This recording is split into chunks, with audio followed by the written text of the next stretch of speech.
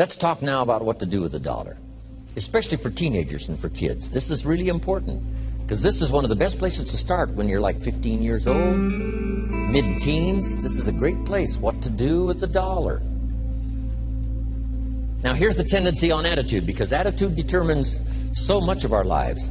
What difference does it make if a child has $1 when you ask what should he do with it? It's only a child and it's only $1. But see, here's where it all begins. Your financial journey begins with what you do with the first $1. It's where it begins. Now, sure, you can do the wrong things and finally correct that, get on a better path, but it all begins on what you do with your resources. Jot this phrase down. It's one of the best for the weekend. Here's the 2 challenges of life. Number 1, the development of our full potential. That's challenge number 1. Challenge number 2 is the wise use of all our resources. That sums up life in general. The development of all of our potential and the wise use of all our resources. One of our resources is time, and we talked about that. Now we're going to talk about the wise resource called money. And let me share with you now a little plan. Because when I met Shof, and he asked me about my financial condition, he said, how much money have you saved and invested the last 6 years? And I said 0. He said, not a good number. Here's what I told him. If I had more money, I'd have a better plan. Now, jot this down, because here's what he said. If you had a better plan, you would have more money. Next key phrase, it's not the amount that counts, it's the plan that counts. So let's start with something now as seemingly as small as $1. What should you do with it? Here's what we teach, teenagers especially. You should never spend more than 70 cents. Never spend more than 70 cents of each dollar you earn, or each dollar that comes your way, by gift or by labor. Now, you've got to have some plan what to do with your dollar. I've developed this little plan simply for suggestion, and then you've got to do the rest to revise it and do whatever you want to with it. But here's what I teach. Never spend more than 70 cents. You've got to pick something, some number. This is the best one I could figure out. Now we've got another 10 cents, and another 10 cents, and another 10 cents, which is the 30 plus the 70, which is the full dollar. So we spend nothing more than 70 cents. Now, what do we do with the other 30? Here's some of the most important information. 10 cents is for charity, or for church, or whatever worthy projects you think you might engage in. Here's one of the best things to teach kids, generosity. Because first we're going to teach abundance, to provide more than you could use for yourself. The be fruitful philosophy means to produce more than you need, so you have more than necessity. You have some to share. Some churches teach a 10%, a tithe they call it, which is fine. The key is to either administer this 10 cents yourself or to give it to some institution, a church or whatever, and let them spread it around. Let them put it where it's needed. Now, if you're going to give to some charity or church, you must let them take you on the tour and show you where it goes. Okay, if you part with the money, let them give you the tour. Here's where the 10% goes if you're going to tithe. Because now that gives you great joy to give 10%. Because you say, hey, here's what it's doing, here's what it's doing, here's where it's going, here's who gets it. Okay. Now, the next 10 cents is called the use of capital.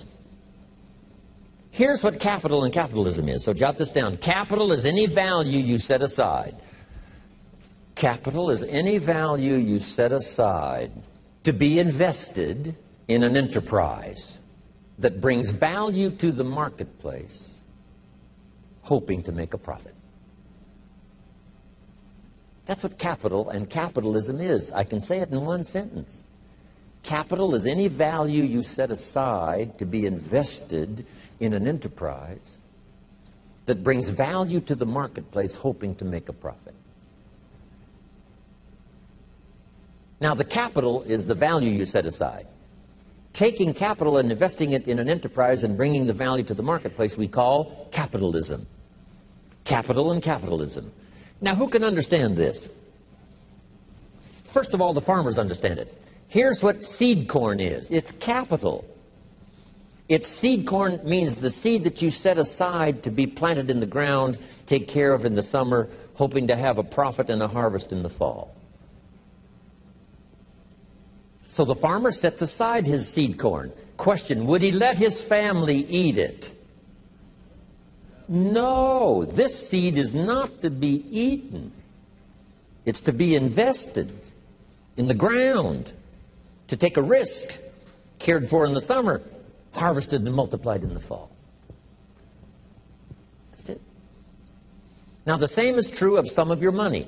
If you set aside, and I suggest, part of your capital should be set aside for an enterprise to show a profit.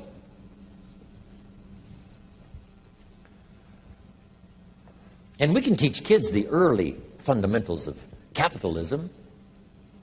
Now, once the kid has $1 profit, now what should he do with the dollar? This is the formula that I've come up with, what to do with that dollar.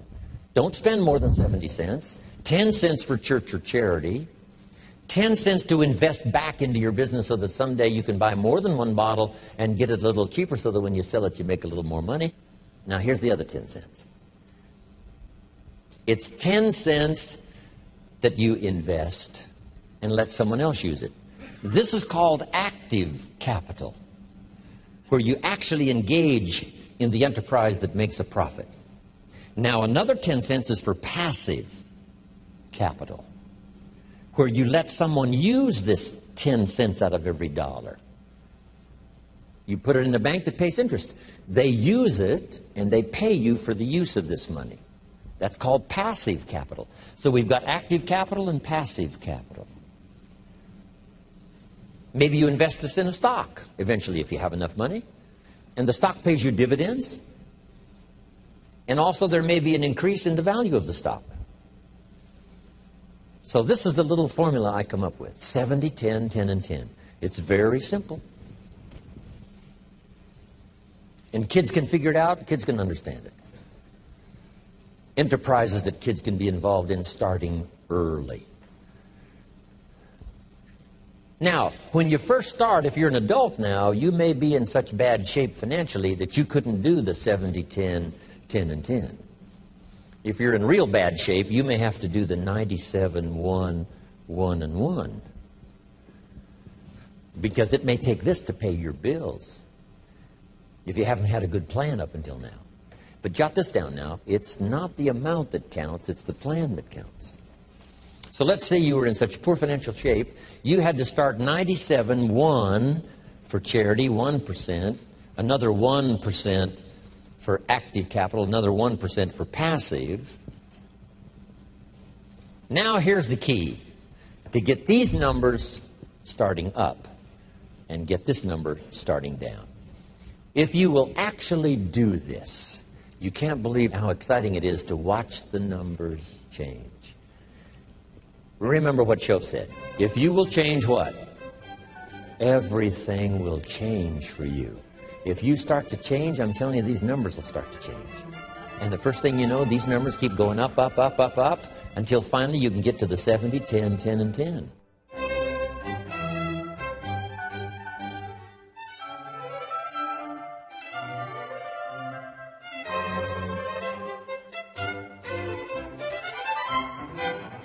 When I was 25 years old, my mentor, Mr. Shoaff, said, "Show me your current financial plan for the future." And of course, I didn't have one.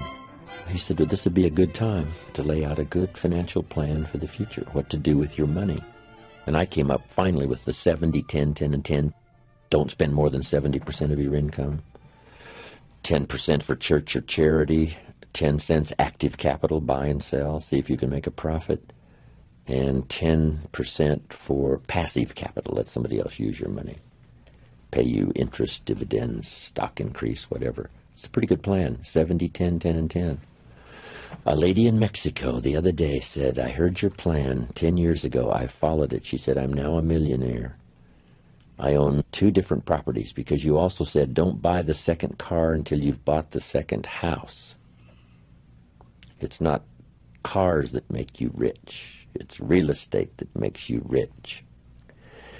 She said, I'm now about to buy the third house, so I'm now giving myself the luxury of buying the third car. Simple little ideas. And she said, I followed the 70, 10, 10, and 10, taught it to other people. They're following it and getting great results. One thing I didn't know when I was growing up and found out at age 25, that you could work both on your living and your fortune at the same time if you had a good plan. Don't just work on your living, work on your fortune. Work on becoming financially independent. Financial independence is the ability to live from the income of your personally invested resources. And the day you can finally do that, what's exciting about that is that now you can work for joy and not for necessity. And strangely enough, you probably work a lot harder for joy than you do for necessity. I have a unique friend. He started an enterprise, and by the time he'd had it up and running about 2.5, 3 years, he didn't have to work anymore the rest of his life. So now he's financially independent. But then he created a vast fortune, that next 20 years of his life, simply because he was working for joy and not for necessity. So get to that position as quick as you can. So I'm now teaching. Work both on your living and your fortune. The reason for earning a living is to make a fortune, not necessarily from your living, but from what you earn, invested wisely. I talked to a lady the other day. She said, Mr. Rohn, I'm in real estate. I said, wonderful. How many properties do you own? She said, no, I sell real estate. I said, well, let me ask you one more time. How many properties do you own? Finally got the message across. I said, the reason for selling real estate is to earn the money to buy real estate. If you sell real estate, you make a living. If you buy real estate, you make a fortune. She said, I got the message. So don't buy the second car until you've bought the second home.